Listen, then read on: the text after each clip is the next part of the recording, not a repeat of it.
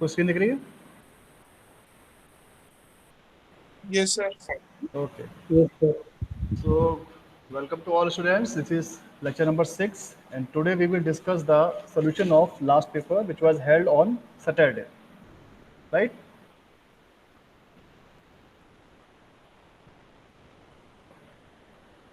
ये पेपर है आपका, सब लोगों के पास होगा। अब इसमें जो स्टार्टिंग के 3 थ्योरी क्वेश्चंस थे, मैंने वो भी सोल्यूशन डाल दिया है। वैसे आप सबके पास नोट्स पीपीटी हैं, उसमें से आप देख सकते हो। लेकिन जो मेरा मेन पर्पस जो आज का है वो ये है कि मैं दोबारा से न्यूमेरिकल डिस्कस करूंगा आपके साथ, ताकि आपको न्यूमेरिकल में जहाँ जहाँ जो भी इशू आए हों वो आप लोग क्लियर कर सको। राइट? ये पेपर था आपका, आपके पास होगा। अब जो पहला क्वेश्चन था आपका, वो search and what is the role of operation search in decision making. तो व्हाट इज ऑपरेशन सर्च का आपको सीधे 2.5 नंबर की क्वेश्चन में आपको सिर्फ और सिर्फ इसकी डेफिनेशन लिखनी थी। ठीक है?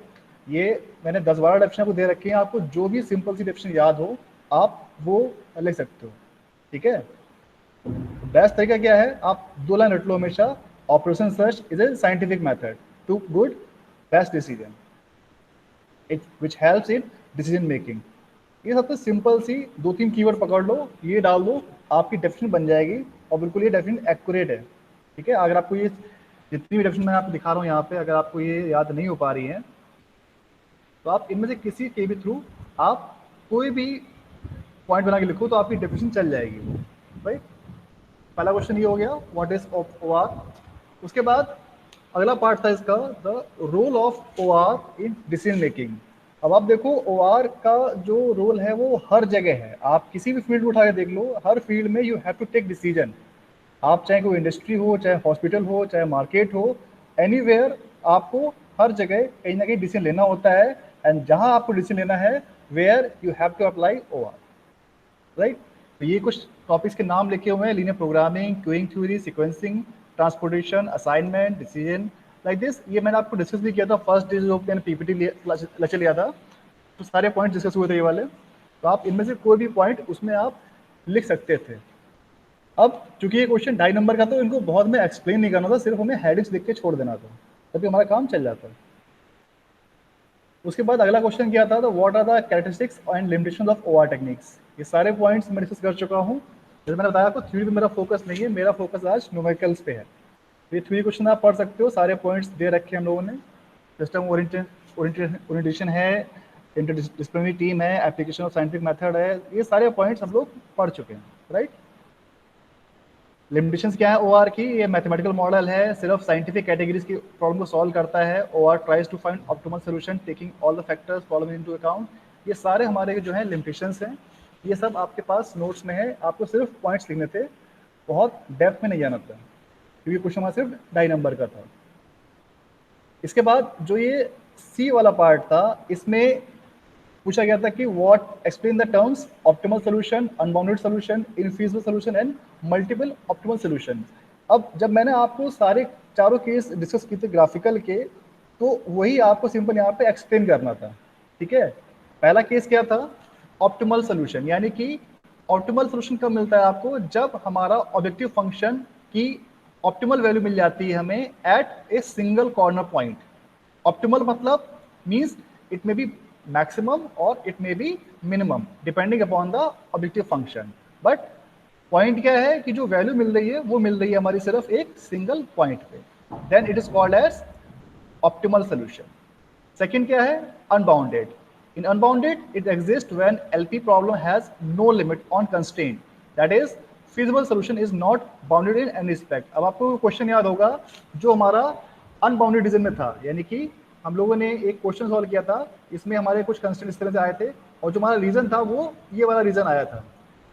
इसको बोलते हैं हम लोग अनबाउंडेड सोल्यूशन। राइट?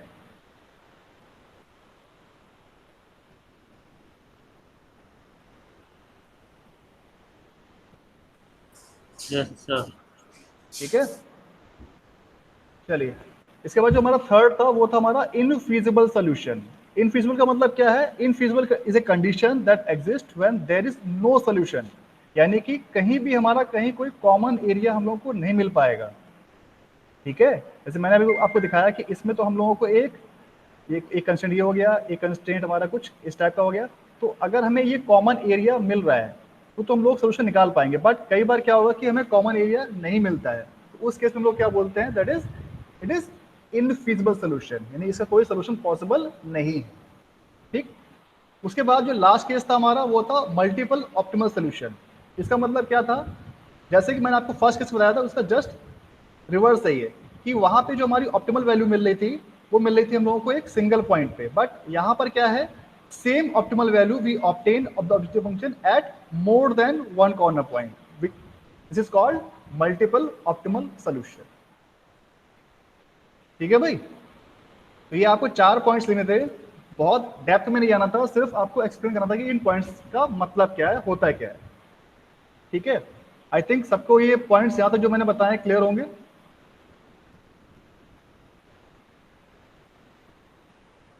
कितने लोग आ गए हैं? 14 लोग आ गए हैं। ठीक है, हाँ भाई, या तो कोई डाउट है?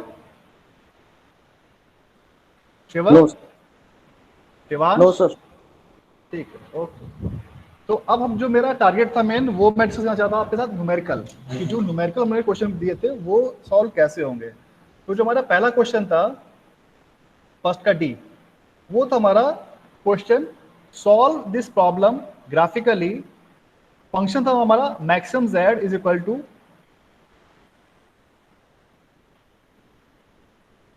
-x1 plus 2x2। कंस्टेंट दिए हुए थे हमारे x1 minus x2 less than equal to -1। अगला था हमारा 0.5x1 plus x2 less than equal to 2। ठीक है, और ये हमारी नॉन नेगेटिविटी कंडीशन हमेशा आपको दिखाई जाएगी, अपने आप क्वेश्चन में दी होती है, अगर नहीं दी तो आपको अपने आप लिख देनी है। ठीक है, जब आप करते हैं क्वेश्चन को फॉर्मुलेट। अब चूंकि यहाँ क्वेश्चन आपको बना बनाया दिया हुआ था, तो आपको सिंपली इसको ग्राफिकली सॉल्व करना था। अब मुझे बताओ इस क्वेश्चन में कितने लोगों को प्रॉब्लम थी क्लास में?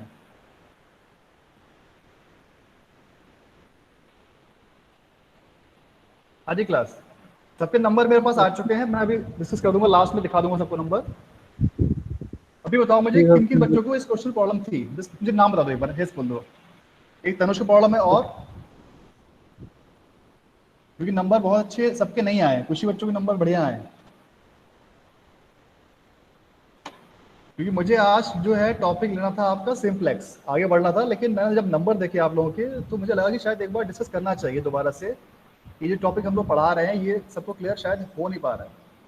क्यों शिवांश, आपके नंबर बहुत अच्छे नहीं है बेटा? सर मेरे को लास्ट क्वेश्चन में प्रॉब्लम है। सारे डिस्कस इसका करेंगे जो लाइन से लास्ट, आज, सारे करेंगे आज डिस्कस, कोई दिक्कत नहीं। ठीक है सर। ठीक है, चलिए। सिर्फ 2 लोगों ने बोला अभी भी यहाँ पे, जबकि मैं 12 पूछ रहा हूँ, कोई दिक्कत नहीं। अब आ जाते हैं क्वेश्चन पे, जो कि हमारा क्वेश्चन ये था। ठीक है भाई, इसमें देखो क्या दिया हुआ है, जो हमारा कंस्ट्रेंट था एक निगेटिव दिया हुआ है। ठीक है, एक मैंने आपको क्वेश्चन कराया हुआ था इस टाइप का कि जब भी यहाँ पे कभी निगेटिव दिया होगा we have to convert it into a positive, क्योंकि जो हमारा कंस्ट्रेंट के राइट साइड में है कभी भी कोई वैल्यू कभी भी निगेटिव नहीं आएगी, ये चीज आप हमेशा गार्ड बांध दीजिए। ठीक है, आपका क्वेश्चन कभी दिया भी हो गलती से तो ऐसा नहीं कि क्वेश्चन गलत है, क्वेश्चन सही है, इसमें आपको पूरे से -1 से मल्टीप्लाई करना पड़ेगा। ठीक है, जैसे आप -1 से मल्टीप्लाई करोगे तो ये अपने आप +1 हो जाएगा, और यहाँ पे जो आपके साइन है वो जाएंगे -x1 प्लस x2, और जो ये कंस्ट्रेंट था हमारा लेस देन का वो हो जाएगा कंस्ट्रेंट हमारा ग्रेटर देन का। ठीक है, तो इसे दिया हुआ है, इसमें लिखा हुआ है RHS of the first constraint is negative, hence multiplying both the sides by -1 it takes form -x1 plus x2 greater than equal to 1। ठीक है, तो ये आपको हमेशा ध्यान रखनी है बात, कभी भी कंस्ट्रेंट के RHS में कोई वैल्यू कभी भी आपकी निगेटिव नहीं आनी चाहिए। अगर वो दी रखी है तो उसको पहले आप पॉजिटिव में कन्वर्ट करोगे, उसके बाद ही आप इक्वलिटीज में कन्वर्ट करेंगे। ठीक, तो बस इसमें यही स्टेप था जो मैंने डाला था क्वेश्चन इसी जानबूझ के। तो इसमें जैसे आप इसको कन्वर्ट कर लोगे फिर तो सारे आपकी सिंपल इक्वेशन बन जाएंगी, आपको सिर्फ लाइन ड्रॉ करनी थी। जैसे कि पहली वाली जो इक्वेशन आपकी बन गई है, ये एक लाइन ये ड्रॉ हो गई, इसमें हमारा जो कंस्ट्रेंट का जो साइन है वो किस टाइप का है, ग्रेटर देन का है, इसलिए जो हमारा एरिया आएगा वो हमारा एरिया आएगा इधर वाला, यानी कि लाइन के LHS में ओरिजिन से दूर। सिमिलरली जो हमारा दूसरा कंस्ट्रेंट है 0.5x1 plus x2 less then 2, इसको मैंने ड्रॉ किया यहाँ पे। अब चूंकि यहाँ पे देखो इसका जो कंस्ट्रेंट का साइन है वो किस तरह का है, लेस देन का है, यानी कि जो इसका फिजिबल एरिया जो हम लोग चूज करेंगे वो चूज करेंगे टूवर्ड्स द ओरिजिन, यानी कि ये वाला एरिया। तो इन दोनों लाइंस का जो कॉमन एरिया आएगा वो आएगा हमारा पॉइंट ए, बी और सी में, देखो आपको दिख रहा है, this is the common area by both the lines. तो ये हो जाएगा हमारा फिजिबल, कॉमन फिजिबल रीजन। अब इन्हीं में से हमारा कोई एक पॉइंट ऐसा होगा जो हम लोगों को देगा ऑप्टिमल सोल्यूशन। ठीक है, इतनी बात सबको क्लियर है यहां तक कि एरिया हम लोग कैसे लेते हैं? तनुज,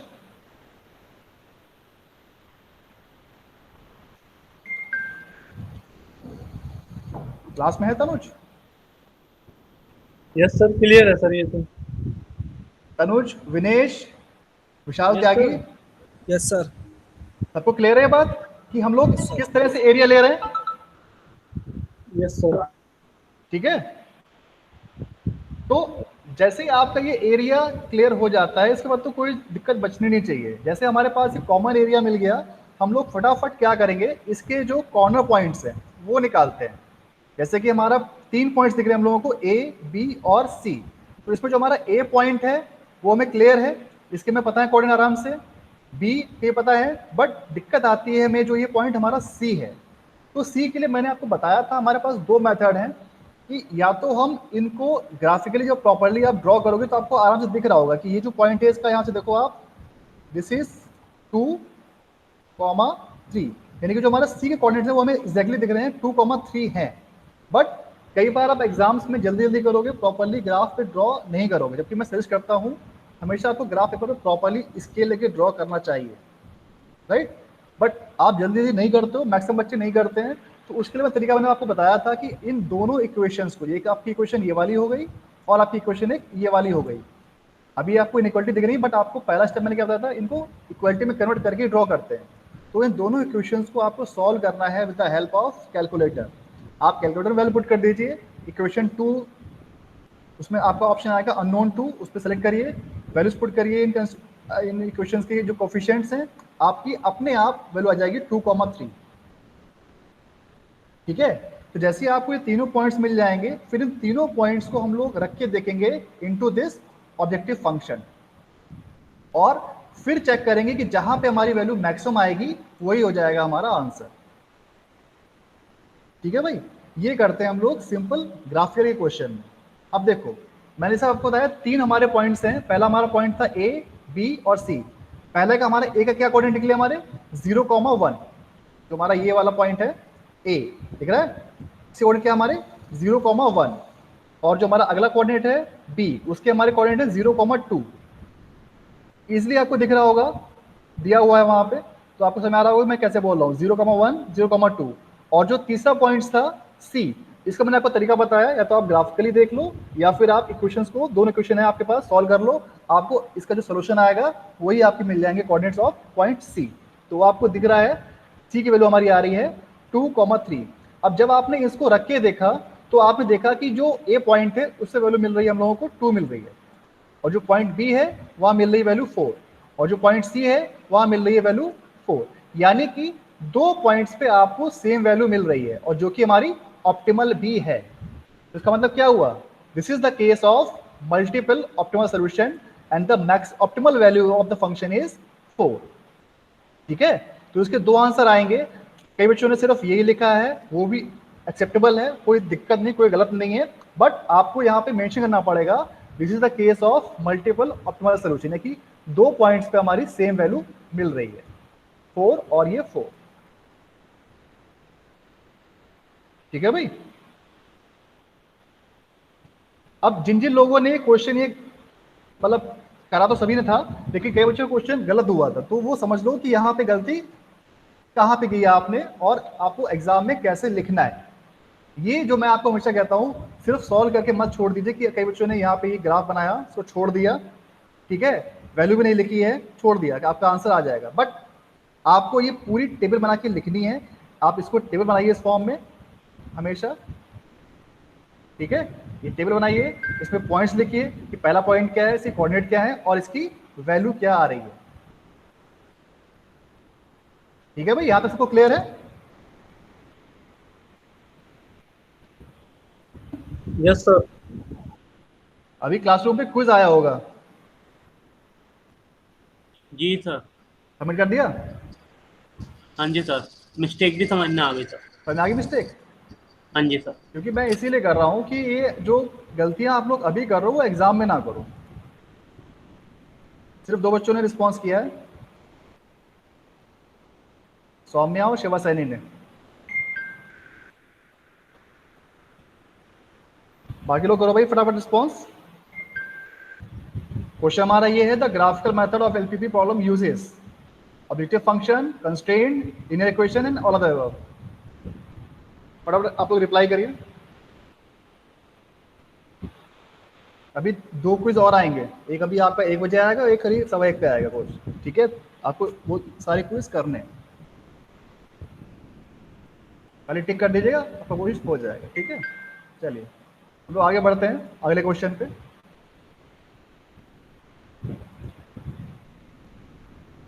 अगला क्वेश्चन था हमारा सेकंड का ए। ये कितने बच्चों ने क्वेश्चन अटेम्प्ट किया था?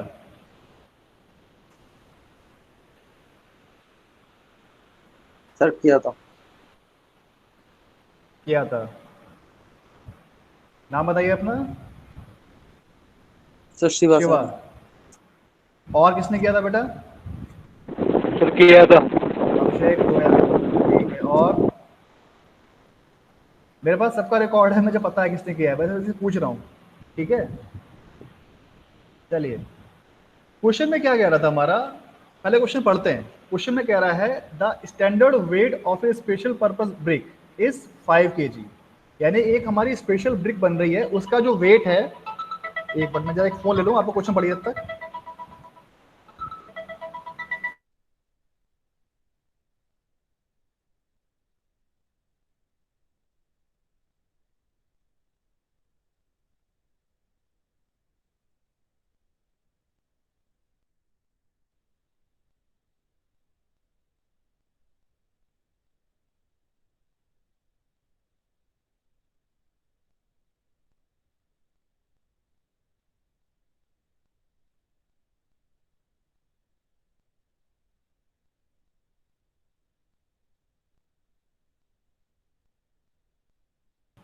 बेटा स्क्रीन दिख रही है मेरी?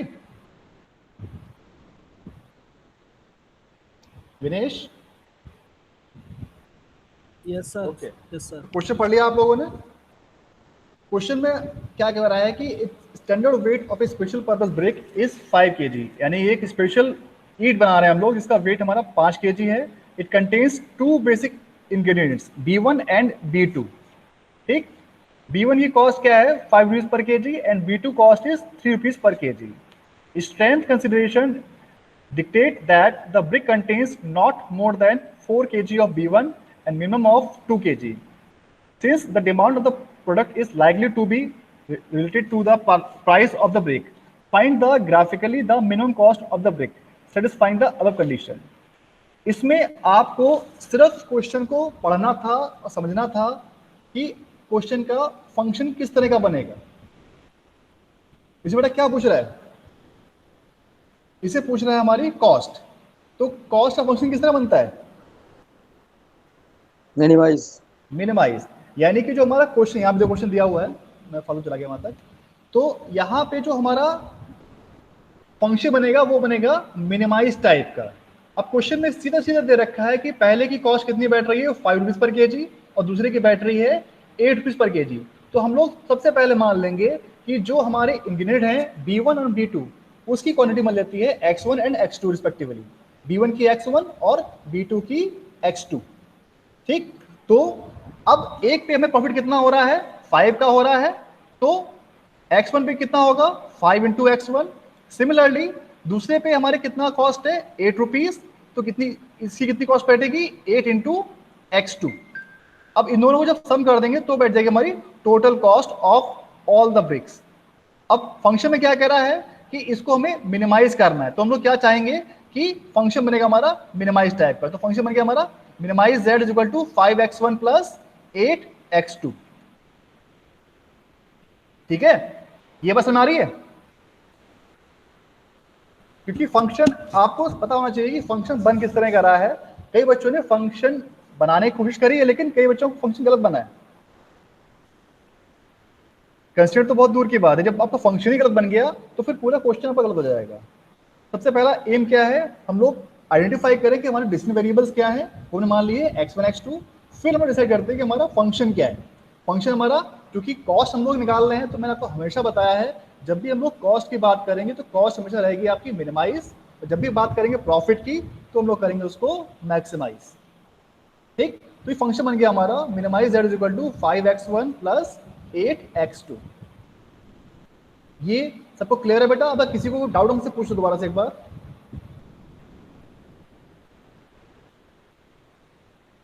सबको क्लियर है?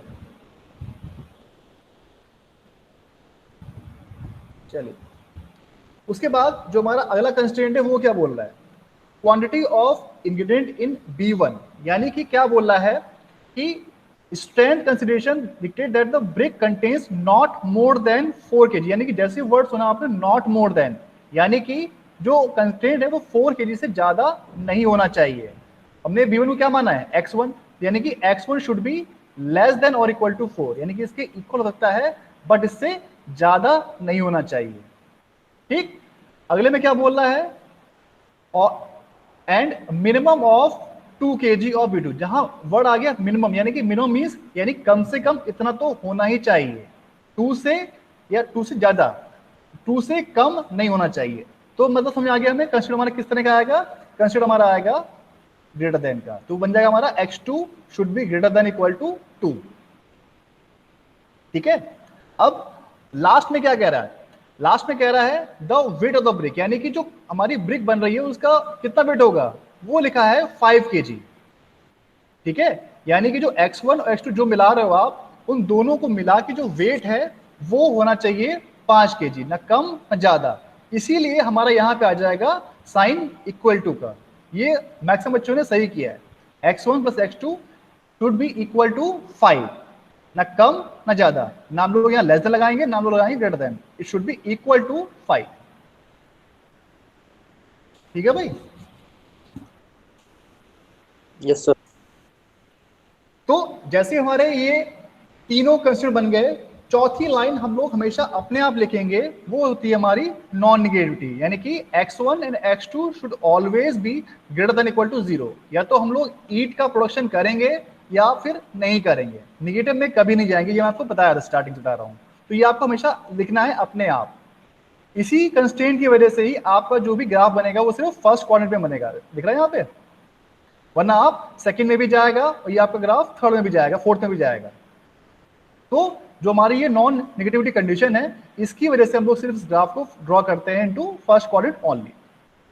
अब सिंपल सा काम है, हमारी फॉर्मुलेशन क्वेश्चन की हो चुकी है। अब पहला स्टेप क्या आता है, just convert the inequalities into equalities. आपको सारी जो इनइक्वालिटीज है इनको कन्वर्ट करना है इनटू इक्वेशन और प्लॉट करना है। तो जो आपकी पहली क्वेश्चन है, देखिए x1 इज इक्वल टू 4 बन जाएगी, तो आपकी लाइन ये रही यहां से, ये लाइन बन गई आपकी पहली वाली। उसके बाद दूसरी क्या बोल रही है, x2 इज इक्वल टू 2, तो आपकी x2 इज इक्वल टू 2 ये बन जाएगी। अब यहाँ पे देखो जो कंस्ट्रेंट है उनसे हम डिसाइड करते हैं कि हमारा फिजिबल एरिया किस तरफ आएगा। अब चूंकि यहाँ पे देखो x1 का जो कंस्ट्रेंट का साइन था वो हमारा लेस देन का है, तो मतलब कि जो हम लोग फिजिबल एरिया लेंगे वो इसके लेंगे इस तरफ का एरिया, यानी कि टुवर्ड्स द ओरिजिन, यानी कि ये वाला एरिया। ठीक है, और जो हमारा x2 वाला एरिया है वो हमारा आ जाएगा इसके ऊपर वाला, यानी कि इसके ऊपर, यानी कि ये वाला एरिया।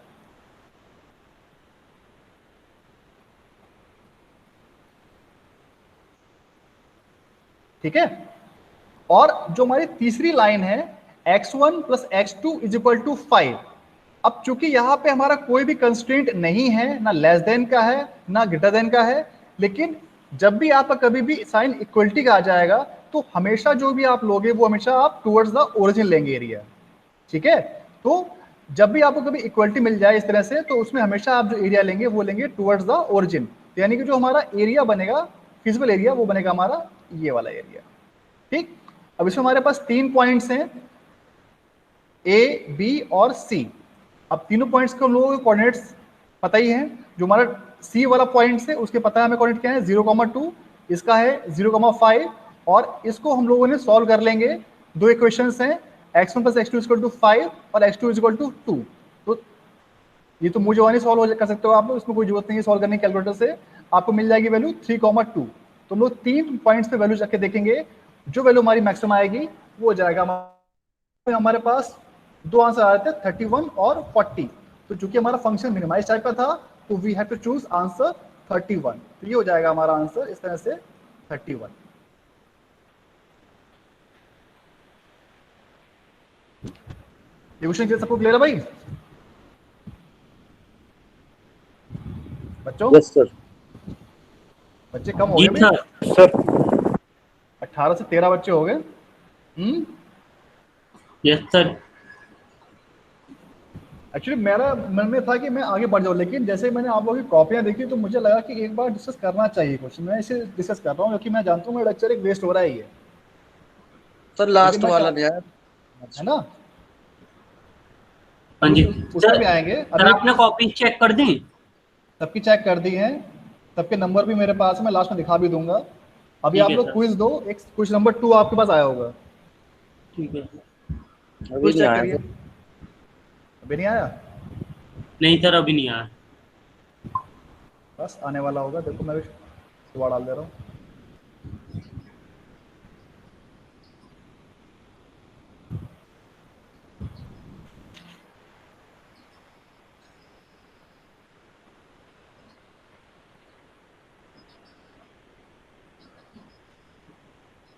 देखिए आ गया होगा। नहीं सर, अभी तो नहीं आ रहा। जो नहीं आया नहीं सर। चलो छोड़ो, नहीं आया तो कोई बात नहीं। आ गया सर। आ गया, इसीलिए नहीं हो रहा है।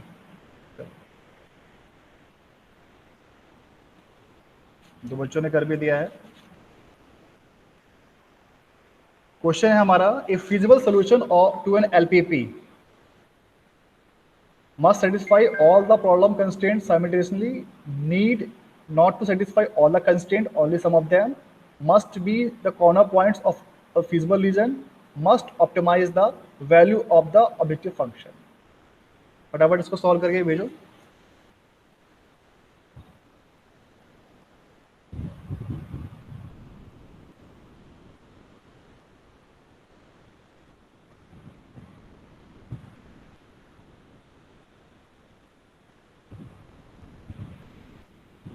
सौम्य एंड शिवा, सिर्फ दो बच्चे रिस्पॉन्स कर रहे हो भाई, क्या बात है? बाकी लोग क्यों नहीं रिस्पॉन्स करो बेटा?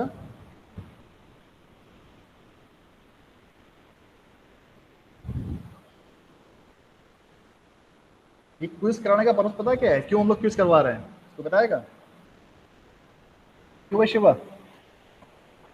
तो पता चल जाए कौन कितना एक्टिव है क्लास एक्टिव में। मतलब नहीं है, एक्टिव मतलब ये कि कौन क्लास में है कौन क्लास में नहीं है, ठीक है? क्योंकि मैंने देखा दोनों है, गलत हो।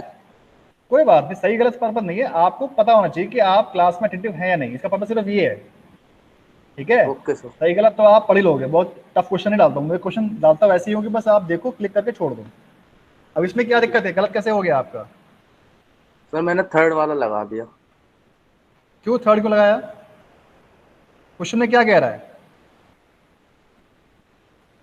Must satisfy all the problem constraint, यानी कि कॉर्नर पॉइंट्स तो करेगा। इसका आंसर मैं बताना चाहिए मुझे वैसे, अभी इसका आंसर ए है, ठीक है? सारे करने चाहिए, कंस्ट्रेंट को भी करना चाहिए। चलो तो कर दो आप लोग, ये सिर्फ अटेंडेंस के लिए है कि जो बच्चे क्लास में अटेंटिव हैं या नहीं, बस ये चेक करने के लिए, सब मतलब वैसे कोई मतलब नहीं है, ठीक है? ट्राई करिएगा आप लोग। हम लोग आगे बढ़ते हैं, जो कि हमारा लास्ट क्वेश्चन है आज का, सेकंड बी। अब जो सेकंड बी था, पहले क्वेश्चन पढ़ लेते। क्वेश्चन में क्या था?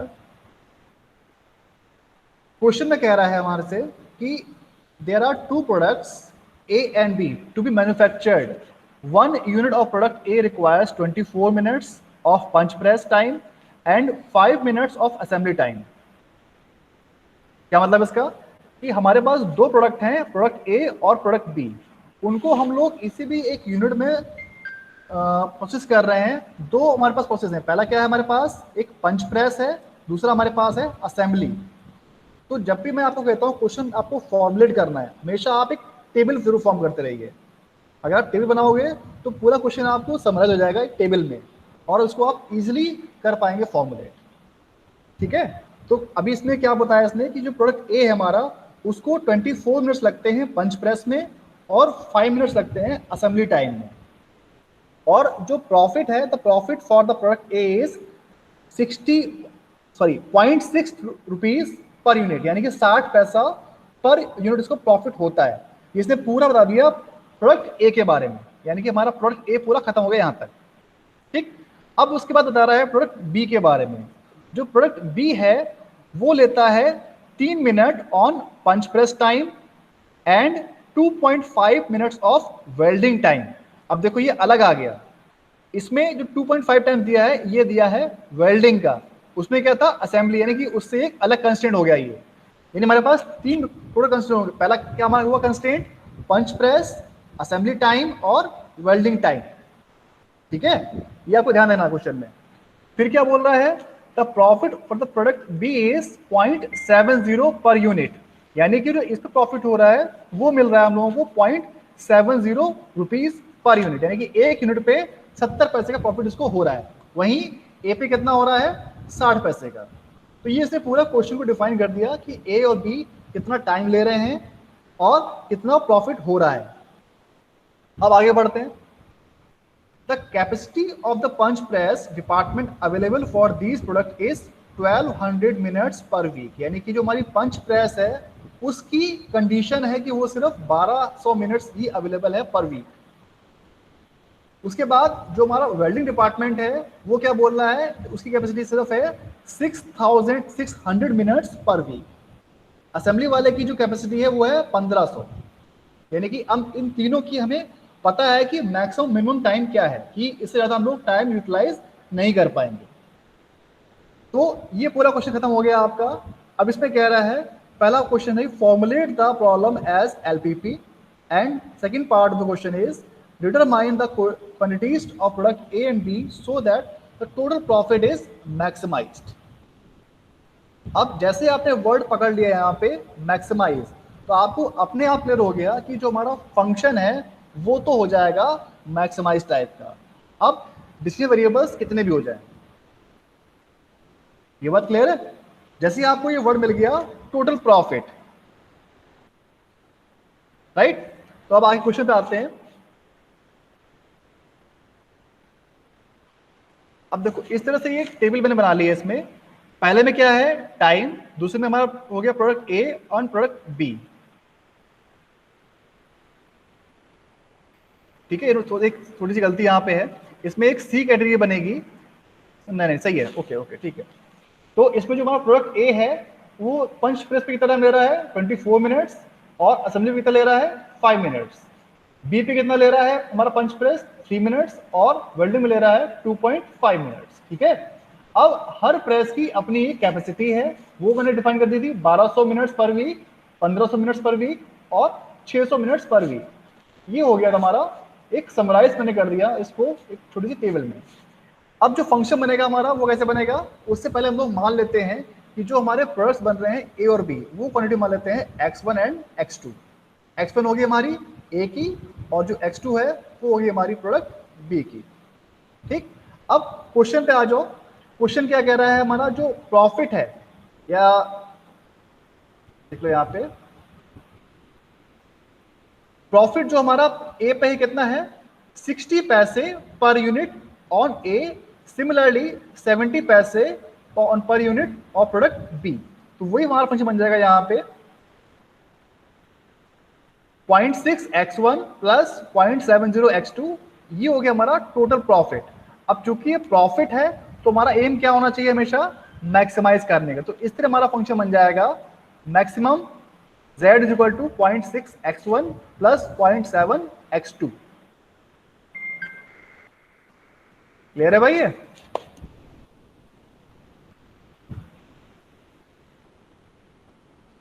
Yes sir. शिवा आपने पूछा था ना क्वेश्चन सेकंड और बी? यस सर, अब आया समझ। ये बन गया हमारा ऑब्जेक्टिव फंक्शन। आपको क्वेश्चन की थ्योरी पढ़नी है, कई बार थ्योरी बड़ी कंफ्यूजिंग होती है। आपको लगेगा कि फंक्शन मैक्सिमाइज का है बट आपको मिनिमाइज बनाना पड़ेगा। तो आपको बहुत ध्यान से क्वेश्चन पढ़ना है, क्वेश्चन में क्या पूछ रहा है, राइट। अब उसके बाद जैसे आपका ये फंक्शन बन गया, कंस्ट्रेंट तो बहुत सिंपल है आपके, आपने x1 x2 यूनिट्स मान रखी हैं a और b की, तो हमारा जब पंच प्रेस के लिए बनाएंगे कंस्ट्रेंट तो क्या बन जाएगा हमारा 24 इंटू x1 प्लस 3x2, ये हो गया पहला कंस्ट्रेंट। अब क्या कह रहा है, available hours for each machine, यानी कि 1200 मिनट्स पर वीक, यानी कि इससे ज्यादा नहीं होना चाहिए। तो मतलब सीधा सा क्लियर है, जो हमारा कंस्टेंट आएगा वो आएगा हमारा लेस देन टाइप का, ठीक है।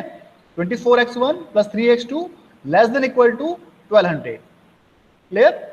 उसके बाद जो अगला है हमारा असेंबली लाइन का, वो बन रहा है हमारा सिर्फ 5 मिनट, सिर्फ प्रोडक्ट हमारा ए यूज होता है असेंबली लाइन में, तो क्या बन जाएगा 5 into x1 should be less than equal to 1500। Similarly जो हमारा थर्ड बनेगा वो बनेगा 2.5 into x2 should be less than 600। तो ये हमारे तीन बन गए कंस्ट्रेंट बन गए हमारे, और ये बन गया हमारा फंक्शन। यानी कि जो हमारा क्वेश्चन का पहला पार्ट था फॉर्मुलेशन का वो कंप्लीट हो गया। इसमें एक लाइन मैं लिखना मुझे भूल गया, जो कि हमेशा लिखनी है आपको, x1 x2 should be always greater than और इक्वल टू 0, ठीक है भाई, वो आपको हमेशा अपने आप लिखनी है, क्वेश्चन में कभी दिया नहीं जाएगा। तो जैसे आप लिखोगे आपकी फॉर्मुलेशन वाला पार्ट कंप्लीट हो गया, यानी कि आपके 2.5 नंबर क्वेश्चन के पक्के हो गए। अब जो बाकी 2.5 नंबर हैं वो आपको निकालने हैं उसको सॉल्व करके बाय द ग्राफिकली। अब ध्यान दो, इस क्वेश्चन में मैंने कहीं भी नहीं लिखा था कि आपको उसको सॉल्व कैसे करना है, ठीक है, क्योंकि अभी चूंकि आपको सिर्फ एक ही मेथड आता है ग्राफिकल, तो आपने ग्राफिकली सॉल्व कर दिया, कोई दिक्कत नहीं। बट अगर आगे से जब भी क्वेश्चन होगा उसमें आपको ध्यान से पढ़ना होगा कि क्वेश्चन को सिंप्लेक्स से करना है या आपको ग्राफिकली करना है, ठीक है भाई। तो ये आपको ध्यान देना है सारे बच्चों को। अब चूंकि आपको सिर्फ ग्राफिकली अभी आता है तो आपको ग्राफिकल से ही करना था, कोई दिक्कत नहीं। पहला स्टेप क्या था, सारी जो भी हमारी इनइक्वालिटीज थी उनको हमने कन्वर्ट किया इनटू इक्वेशन। इक्वेशन क्या बन जाएगी हमारी 24x1 plus 3x2 equal to 1200। इससे हम लोगों को मिल जाएंगे 2 पॉइंट्स, क्या मिल जाएंगे, सॉल्व कर लीजिए आप इसको। एक बार x2 को 0 कर लो तो मिल जाएगा हमें x1 इक्वल टू 1200/24 मिल जाएगी वैल्यू, और दूसरी बार हम लोग x1 को 0 रख देंगे तो वैल्यू मिल जाएगी हमें x2 की, जो कि हमारी है 400, ठीक है। तो ऐसे ही आप सारे कंस्ट्रेंट को ड्रॉ करेंगे, और जो उनका क्या बोलते हैं कंस्ट्रेंट का साइन है उसके अकॉर्डिंग आप चेक करेंगे कि वो जो हमारा एरिया आएगा वो कौन सा आएगा। अब देखो, जैसे कि हमारा पहला कंस्ट्रेंट है हमारा 24x1 plus 3x2 constraint less than type का है, तो यानी कि जो हमारा एरिया आएगा वो हमारा ये इस तरफ आएगा, यानी कि टुवर्ड्स द ओरिजिन। उसके बाद जो अगली लाइन है हमारी 5x1 इज इक्वल टू 1500, मैं बोल रहा हूँ इक्वल टू क्योंकि मैंने इसको इक्वेशन में कन्वर्ट कर लिया है, ठीक है, यहाँ पे लिखा नहीं है, ये आपकी सारी इक्वलिटीज हैं। हाँ जी सर x2 में तो ऊपर वाला एरिया आएगा ना, लेस देन है। अभी रुक जाओ, आने दो मुझे। जैसे मान लो आपको मैंने ये बता दिया 5x1 इज इक्वल टू 1500, यानी कि कितनी वैल्यू हो जाएगी हमारी, x1 इज इक्वल टू 300, यानी कि हमारी एक लाइन आ जाएगी यहाँ पे, ठीक। ये हो गया हमारा सेकंड कंस्ट्रेंट। अब इसमें चूंकि हमारा कंस्ट्रेंट लेस देन टाइप का है, तो जो हमारा एरिया आएगा वो आएगा हमारा टुवर्ड्स द ओरिजिन। मैं हमेशा 2 वर्ड बोलता हूँ, लाइन के राइट हैंड साइड या LHS, या फिर टुवर्ड्स द ओरिजिन और अवे द ओरिजिन। अगर हमारा symbol constraint less than type का है तो हमेशा हमारा एरिया लिया जाएगा टुवर्ड्स द ओरिजिन, और अगर हमारा कंस्ट्रेंट ग्रेटर देन टाइप का है तो लेंगे हम लोग अवे फ्रॉम द ओरिजिन। अब देखो जो हमारा कंस्ट्रेंट नंबर 3 है 2.5x2 इक्वल टू 600, यानी कि इसमें जो हमारा कंस्ट्रेंट बनेगा वो भी हमारा बनेगा टुवर्ड्स द ओरिजिन, ठीक है। यानी कि आप इसमें भी देखो, आप कोई वैल्यू पुट कर दो, हमेशा आपकी जो वैल्यू आएगी वो टुवर्ड्स द ओरिजिन ही लेनी है आपको, आप चाहे कहीं से लो। तो इन तीनों कंस्ट्रेंट्स का जो हमारा कॉमन एरिया बनेगा वो बनेगा हमारा कॉमन एरिया ये वाला part, this is the common area. अब बताओ आप क्या बोल रहे थे, आप बोलो बेटा। सर आपने ये भी तो बताया था लेस देन हो तो सीधे सीधे याद रख लो कि लेफ्ट राइट, अगर लेस देन हो तो लेफ्ट में लाइन के, और अगर ग्रेटर देन हो तो राइट में। तो उस हिसाब मैंने से तो सर आपको दो रूल बताए बेटा, एक रूल कभी बताया। आपको दो चीज देखनी होती है हमेशा, ठीक है, या तो लेफ्ट हैंड साइड या राइट हैंड साइड, या फिर कभी आपको कभी कंफ्यूजन हो जाएगा, कभी कई केस ऐसे आते हैं जिसमें आप ये तय नहीं कर पाओगे आपको लेफ्ट जाना राइट जाना है। मान लो आपके सामने एक लाइन इस तरह से आ गई, कोई लाइन इस तरह से आ गई, या कोई भी लाइन मान लो अभी मुझे याद नहीं आ रही है, कई बार आप उससे नहीं देख पाओगे। तो आपको हमेशा देखना है कि जो आपका कंस्ट्रेंट का साइज है अगर लेस देन का है तो आपको हमेशा टुवर्ड्स द ओरिजिन जाना है, और अगर आपका कंस्ट्रेंट ग्रेटर देन टाइप का है तो आपको जाना है ओरिजिन से दूर। ठीक है, यानी दोनों केस में देखने होते हैं, किसी एक पे डिपेंड मत रहना कि आप सिर्फ वही पकड़ के बैठ जाओ तो क्वेश्चन गलत हो जाएगा। आपको दोनों पॉइंट्स देखने होते हैं। ठीक है सर। ठीक है बेटा। Yes sir. तो इसमें देखो हमारे सारे कंस्ट्रेंट हमारे लेस देन टाइप के हैं, तो यानी कि हमारे सारा जो एरिया है, जैसे ये वाला एरिया भी हमारा टुवर्ड्स द ओरिजिन जा रहा है, और ये वाला भी टुवर्ड्स द ओरिजिन, और ये वाला भी टुवर्ड्स द ओरिजिन, यानी कि तीनों का जो एरिया है हमारा टुवर्ड्स द ओरिजिन ही है, यानी कि लाइन के हमेशा लेफ्ट हैंड साइड में सारा एरिया लिया जाएगा। तो जो कॉमन एरिया बन रहा है हमारा वो बन रहा है ये वाला जो मैंने एक बॉक्स सा बना दिया। ठीक है, अब इसमें हमारे 4 कॉर्नर पॉइंट्स आ जाएंगे A B C D। अब चूंकि हमारा जो लास्ट वाला है वो 0 0 है, उसको आप चाहे कंसीडर करो चाहे मत करो, वो हमेशा आपको 0 वैल्यू ही देगा। अब चूंकि फंक्शन हमारा मैक्सिमाइज टाइप का है तो इसमें चाहे आप लिखो चाहे मत लिखो, आपकी चॉइस है। और चूंकि हमारा कॉर्नर पॉइंट है तो हमें इसको 0 0 भी मेंशन यहाँ पे करना चाहिए था, एक चौथा पॉइंट ही, भले उसकी वैल्यू यहाँ पे 0 आए, बट हमें दिखाना चाहिए था। ठीक, तो हमारे पास जब सारे पॉइंट्स आ गए A B C D, इन ये हमारा D हो गया, तो इन चारों पॉइंट्स पे हमने वैल्यू रख के देखी, और जो वैल्यू हमारी सबसे ज्यादा आएगी, जैसे पहले वाले में देखो हमारी 168 आ रही है, 180 आ रही है, 30, और ये चौथे में 0, तो मैक्सिमम वैल्यू हमारी कितनी है 180, यानी कि जो हमारा आंसर बनेगा वो बनेगा 20,240 is the quantity of A and B product, यानी कि जो हमारा X1 था वो 20 हो गया, X2 हो गया हमारा 240, और जो हमारा मैक्सिमम प्रॉफिट आएगा वो कितना आएगा 180 रुपीज आएगा। तो ये आपको इस तरह से क्वेश्चन फॉर्मुलेट करके सॉल्व करना है। ठीक है भाई। सर सेंड कर देना है सॉल्यूशन। हाँ मैं डाल दूंगा ग्रुप पे, लेकिन डिस्कस करना जरूरी है। अगर सिंपल में डाल दूं तो आप लोग शायद इतना ध्यान से न देखते। एक बार अब एक बार आपने साथ में क्लास में देख लिया है तो आपको क्लियर हो जाएगा क्वेश्चन में कहाँ क्या पूछा गया। ठीक है, यस सर। तो ये जो क्वेश्चन था ये तो हो गया। इसमें किसी को डाउट है तो दोबारा मुझसे पूछ लो, फिर मैं आगे बढ़ूँ। मुझे क्वेश्चन और कराना था आपको। ये क्लियर सबको? यस सर, ये तो हो गया। आगे बढ़े? Yes sir. हाँ तो एक क्वेश्चन मैं आपको दे रहा हूं, फटाफट आप लोग उसको ट्राई करके मुझे बताओ उसका आंसर क्या आएगा। ये आपका है बोनस क्वेश्चन। मैं क्वेश्चन पढ़ दे रहा हूं, ठीक है। Old hands can be bought for 2 rupees but young ones cost 5 rupees. यानी कि हमारे पास दो मुर्गियां हैं जो क्या बोल सकते हैं उसको, बूढ़ी क्या बोलेंगे, पुरानी बोल लो। पुरानी जो मुर्गी है उसके हैं 2 रुपए, और जो नई मुर्गी है उसके हैं 5 रुपए। तो ओल्ड हैंड्स लेस 3x पर वीक, यानी कि जो पुरानी मुर्गी है वो हमें 3 अंडे देती है, और जो नई वाली मुर्गी है वो देती है 5 अंडे। ठीक, उसके बाद ईच एग वर्थ 30 पैसे, यानी कि दोनों के अंडे की जो कॉस्ट है वो सेम है, जो कि हमारी है 30 पैसे। ठीक, ए hen कॉस्ट ₹1 पर वीक टू फीड, यानी कि हर चाहे वो यंग हो चाहे ओल्ड हो उसको हमें ₹1 खर्च करना पड़ता है उसे खाने पीने के ऊपर। फिर क्या बोल रहा है, if the person has only ₹80 to spend on hands, how many of each kind should he buy to get a profit of more than ₹6 per week, assuming that he cannot house more than 20 hens।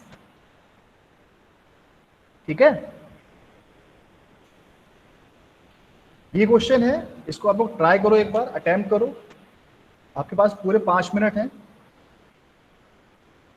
और जिसका question का formulation हो जाए वो मुझे तुरंत WhatsApp कर दे, मैं इसको तुरंत चेक करके बताऊंगा सही है गलत है। ठीक है,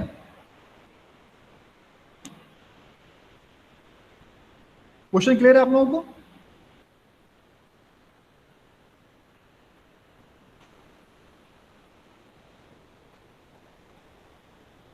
कोई है क्लास में, सब चले गए भाई? नहीं सर, क्लियर है क्वेश्चन, कर रहे हैं सर। सर एक चलिए। बार वो अपनी स्क्रीन प्रेजेंट कर दिए। हाँ ठीक है, देखिए भाई, जिसका हो जाए मुझे तुरंत व्हाट्सएप कर दे।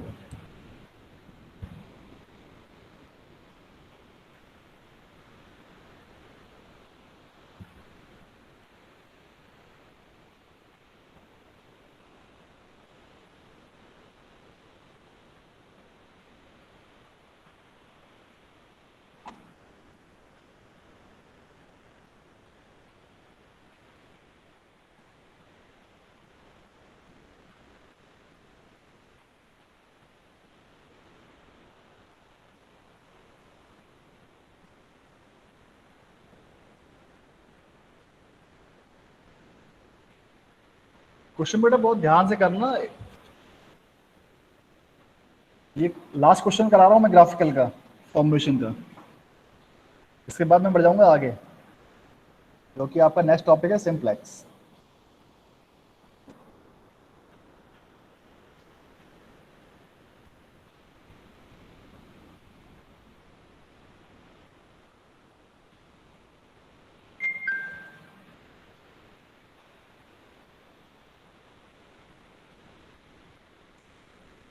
सर स्लाइड दे दो। स्लाइड दिखाऊं? चलिए,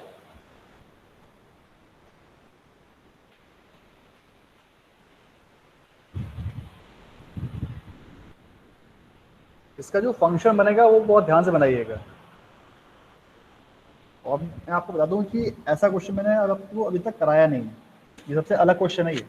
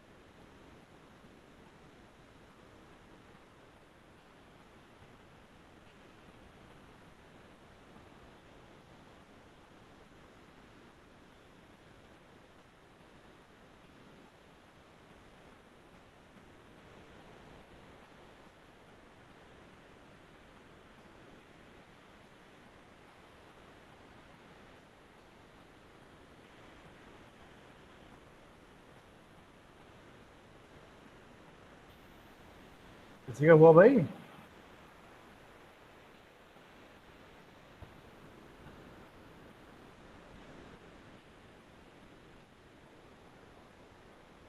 अभी तक किसी ने रिप्लाई नहीं करा भाई, एक का भी रिप्लाई नहीं हुआ।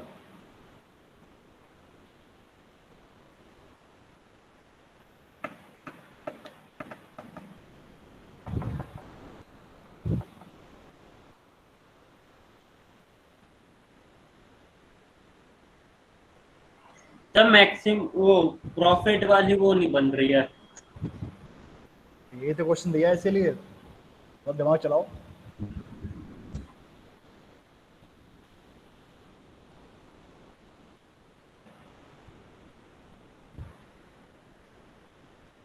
मैंने बताया आपको कि ये क्वेश्चन ऐसा है जो मैंने आपको अभी तक कराया नहीं है इस तरह का, लेकिन क्वेश्चन इस तरह का भी आ सकता है, इसलिए मैं क्वेश्चन दिया आपको ये।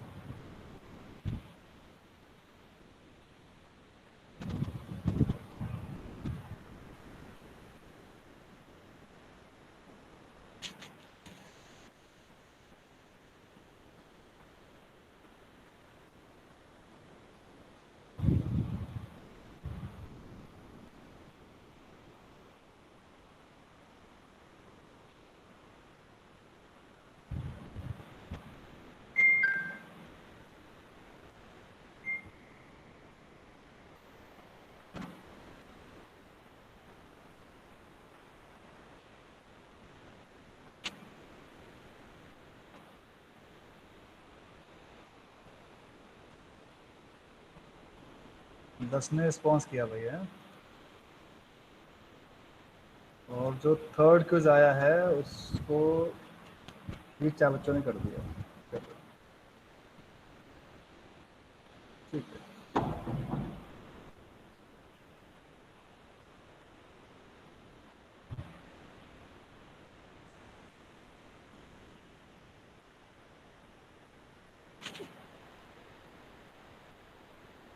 बताओ मैं या आपको ट्राई कर रहे हो अभी और?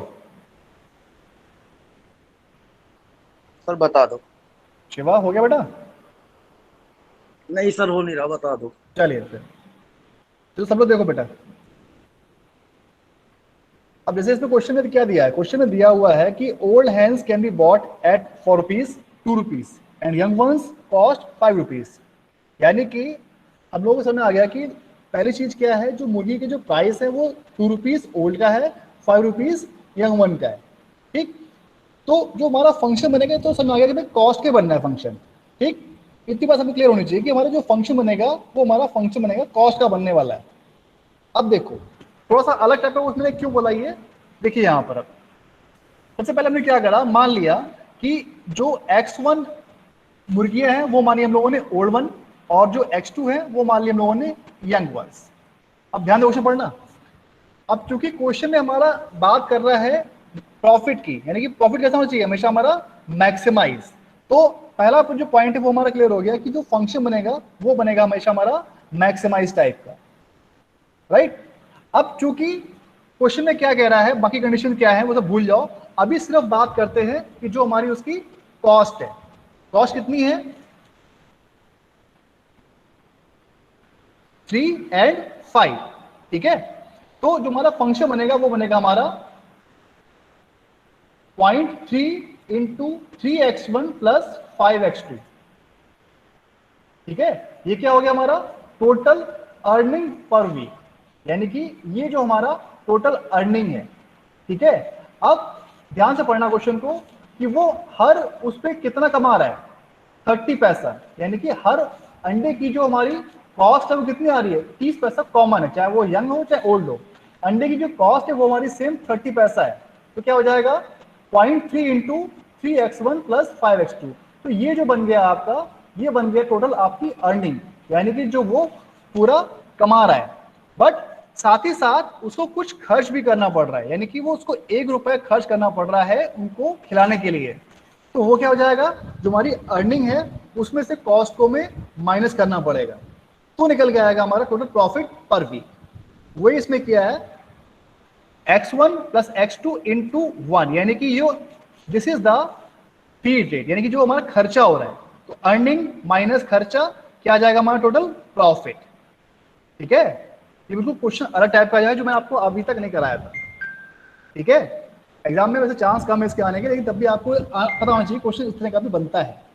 तो जैसे इसको आप सॉल्व करोगे 0.3x1 इंटू 3x1 0.3 प्लस 5, इसको सिंप्लीफाई कर लोगे तो जो आपका बनेगा वो बन के आएगा -0.5x1 प्लस 0.5x2। ये आपका निकल के आएगा नेट प्रॉफिट पर वीक। ये बनेगा आपका ऑब्जेक्टिव फंक्शन, जो कि आपका दिया हुआ है यहाँ पे नीचे देखिए आप, this is the objective function of this problem. ठीक है भाई,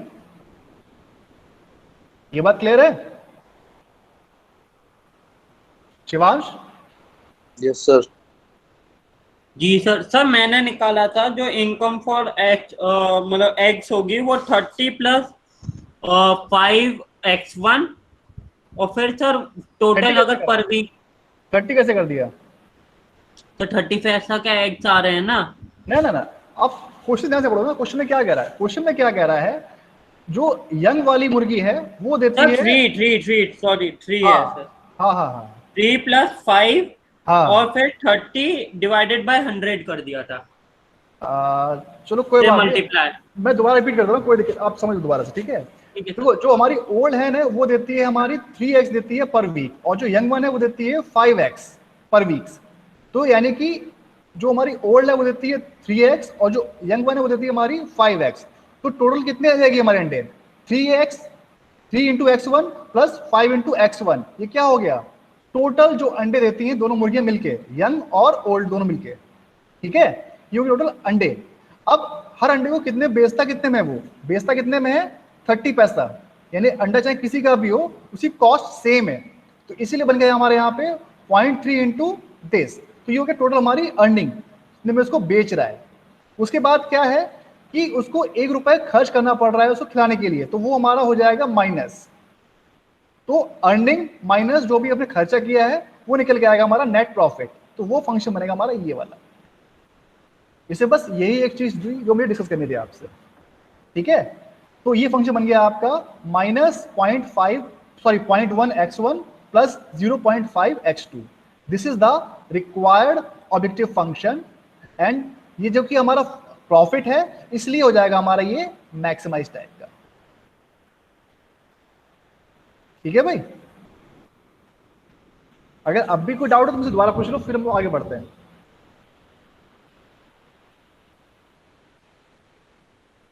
तनुज, विशाल, क्लियर है भाई, है ना? ठीक है सर। आगे बढ़े आप। तो जैसे हमारा फंक्शन डिफाइंड हो गया, हमारा अगला स्टेप क्या होता है, टू कंस्ट्रेन, यानी कि हमें हाँ बेटा अपने माइक ऑफ कर लीजिए प्लीज, किसी का माइक ऑन है। हाँ, तो अब जो हमारा अगला कंस्ट्रेंट है वो है हमें बनाने हैं जो हमारे अदर कंडीशंस दी हुई है उनके अकॉर्डिंग। तो जो पहली कंडीशन है वो क्या कह रही है कि द अमाउंट ऑफ मनी, यानी कि कितना रुपए हमें खर्च करने हैं, तो उसमें क्वेश्चन में साफ बोल रखा है उसको 80 रुपए खर्च करने हैं टोटल, ठीक है, यानी उसकी जो मैक्सिमम कैपेसिटी है वो 80 रुपए है, 80 से ज्यादा नहीं हो सकता, 80 से कम हो सकता है, बात समझ आ रही है। तो अब देख लो कॉस्ट क्या है, जो हमारी ओल्ड की है वो है 2 रुपीज और जो यंग वन की है वो है 5 रुपीज, तो फंक्शन क्या बन जाएगा हमारा 2 into x1 plus 5 into x2 should be less then और इक्वल टू 80, यानी ये हो गया हमारा उसकी कंडीशन ऑफ मनी, यानी कि जो मनी कंडीशन है वो बन गई हमारी 2x1 plus 5x2 should be less then और इक्वल टू 80, तो ये हमारा पहला बन गया कंस्ट्रेंट। उसके बाद अगला कंस्ट्रेंट क्या बोल रहा है कि जो उसका घर है उसमें उसको कैपेसिटी दे रखी है मैक्सिमम, वो 20 हैंड से ऊपर अपने घर में नहीं रह सकता, बिल्कुल लास्ट पढ़िए, week assuming that he can not use more than 20 hands, यानी कि जो वो परचेज करेगा उनकी क्वांटिटी 20 से ज्यादा नहीं होनी चाहिए, तो क्या बन जाएगा फंक्शन हमारा x1 plus x2 should not be greater than equal to 20, यानी कि या तो 20 हो या 20 से हमारा कम हो, ठीक है, तो ये बन जाएगा हमारा नंबर 2 कंस्ट्रेंट। अब जो हमारा थर्ड कंस्ट्रेंट है वो क्या बोल रहा है, how many of each kind should he buy to get a profit of more than 6 rupees, यानी कि जो उसका प्रॉफिट है वो होना चाहिए 6 रुपीज से ज्यादा, ये भी एक कंस्ट्रेंट है, इसको भी डिफाइन करना है। अब ध्यान दो कि जो हमारा अर्निंग का जो प्रॉफिट आया था, अर्निंग माइनस खर्चा टोटल प्रॉफिट, यानी कि ये हमारा आ गया था नेट प्रॉफिट, तो इस नेट प्रॉफिट की वैल्यू कितनी होनी चाहिए, इस नेट प्रॉफिट की वैल्यू होनी चाहिए 6 से ज्यादा, क्वेश्चन डिफाइन कर रखा है profit of 6 rupees more than 6 rupees per week, यानी कि पर वीक 6 रुपीज से ज्यादा उसको प्रॉफिट होना चाहिए, राइट। तो ये बन जाएगा हमारा last constraint 0.1 x1 plus 0.5 x2 should be greater then और इक्वल टू 6, ठीक है। तो इस तरह से ये हमारा फॉर्मुलेशन हो गया है इसका एलपीपी का। This is the first part of the question, यानी कि हमने हाफ क्वेश्चन कर लिया है, अब बचता है हमारा सेकेंड हाफ पार्ट, यानी इसको हमें सॉल्व करना है। अगर हमारा फॉर्मुलेशन सही है, परफेक्ट है, तो क्वेश्चन हमारा आराम से सॉल्व हो जाएगा। अगर लेकिन हमारा फंक्शन ही सही फॉर्मुलेट नहीं हुआ तो आप चाहे कितना भी सही कर लो, आपका क्वेश्चन गलत ही होना है। जैसे आपका क्वेश्चन फॉर्मुलेट हो गया है, अब उसको फटाफट हम लोग सॉल्व करेंगे ग्राफिकली। पहला स्टेप क्या है, जितने भी हमारे कंस्ट्रेंट्स हैं उनको हम लोग राइट लिखेंगे इनटू इक्वेशन, जो भी हमारा सिंबल है लेस देन ग्रेटर देन का वो हटा देंगे और उसको ड्रॉ करेंगे कुछ इस तरह से, ठीक है भाई। अब बहुत से बच्चों ने क्या करा था, ये जो ये एरिया लिया है वो गलत लिया है, शायद एक या दो बच्चों ने क्वेश्चन अटेंड किया था, तो उसमें देख लो आप कि जो पहला कंस्ट्रेंट था 2x1 plus 5x2 less than 80, ये रहा आपका कंस्ट्रेंट, ठीक है, ये रहा, ये हो गया आपका कंस्ट्रेंट ये वाला। अब इसमें किस तरह का सिंबल है? सिंबल हमारा है लेस देन टाइप का, यानी कि जो हमारा एरिया कहाँ लेंगे हम लोग, चूज करेंगे एरिया हम लोग लेंगे टूवर्ड्स द ओरिजिन। ये आपको बनना है, इस तरह बना है, ठीक है। उसके बाद जो हमारा अगला कंस्ट्रेंट है x1 plus x2 should be less then 20, यानी कि x1 प्लस x2 और इक्वल टू 20, यानी कि हमारा जो ये वाला सिंबल है लेस देन का है, यानी कि इसमें हमारा जो चलेगा एरिया वो आएगा हमारा एरिया टूवर्ड्स द ओरिजिन। और जो हमारा थर्ड कंस्ट्रेंट है 0.1x1 plus 0.5x2 equal to 6, यानी कि इसका भी जो हमारा एरिया है वो कैसा होगा, अवे फ्रॉम द ओरिजिन। क्यों? क्योंकि जो हमारा कंस्ट्रेंट का साइन है वो किस टाइप का है, ग्रेटर देन टाइप का है। तो अब इन तीनों कंस्ट्रेंट का जो कॉमन एरिया निकल के आएगा वो निकल के आएगा जो आपको यहां दिख रहा है ए बी सी से, दिख रहा है, this is the common feasible area, यानी कि इन तीनों पॉइंट्स के जो कॉर्नर पॉइंट्स हैं उनमें से ही हमें किसी एक पॉइंट से मिलेगी मैक्सिमम वैल्यू। तो तीनों पॉइंट्स हम लोग चेक करेंगे और रख के देखेंगे। मैंने पहले भी शुरू में बताया था आपको ये तीनों पॉइंट्स निकालते कैसे हैं, वही सेम मेथड है। चाहे आप तो ग्राफिकली निकाल लीजिए, और आपने ग्राफिकली सॉल्व कर रखा है तो बिल्कुल एग्जैक्ट देखिए यहाँ पे क्या वैल्यू आ रही है और यहाँ पे क्या वैल्यू आ रही है, आप चेक करिए ग्राफ से और तुरंत इसको जो आप कर सकते हो। बट अगर आपने ग्राफिकली सही से प्लॉट नहीं किया है तो आपको इक्वेशन सॉल्व करनी पड़ेंगी with the help of calculator, उससे आपको पॉइंट्स मिल जाएंगे। तीनों पॉइंट्स की वैल्यू रखिए, जो आपको मैक्सिमम वैल्यू दे वो आपका आंसर हो जाएगा। मैंने सॉल्व करके रखा है इसमें, देखिए x1 0 x2 16, यानी कि वो क्या करे, वो x1 यानी कि जो हमारी क्वांटिटी है वो 0 खरीदे और x2 ले 16, तो उसको जो प्रॉफिट आएगा वो आएगा आपका मैक्सिमम 8 रुपीज का। ठीक है भाई, तो ये क्वेश्चन हमारा इस तरह से कंप्लीट होगा। ये किसी डाउट इस क्वेश्चन में अभी तक? No sir. ठीक है, आई थिंक टाइम ओवर हो गया आज हमारा क्लास का। Yes sir. तो मैं ये मान के चल, सर मार्क्स बता दो। मार्क्स में दिखा दूंगा, अभी बाद में भी दिखा दूंगा आपको। पहले मुझे बताओ कि अब ग्राफिकल में कोई दिक्कत तो नहीं है, हम लोग आगे बढ़ सकते हैं सिंपलेक्स की तरफ? Yes sir. ठीक है, चलिए। तो मैं मान चल रहा हूँ कि सभी को अब ग्राफिकल और फॉर्मुलेशन में कोई इशू नहीं है। हमारा जो नेक्स्ट लेक्चर होगा वो होगा हमारा नेक्स्ट टॉपिक है सिंप्लेक्स, ठीक है। और जो आपके मार्क्स है मैं आपको व्हाट्सअप कर रहा हूँ अभी सभी लोगों का, ठीक है। ठीक है सर। ओके, तो मैं क्लास यहीं फिनिश कर रहा हूँ। Thank you. Okay sir. Okay sir, thank you.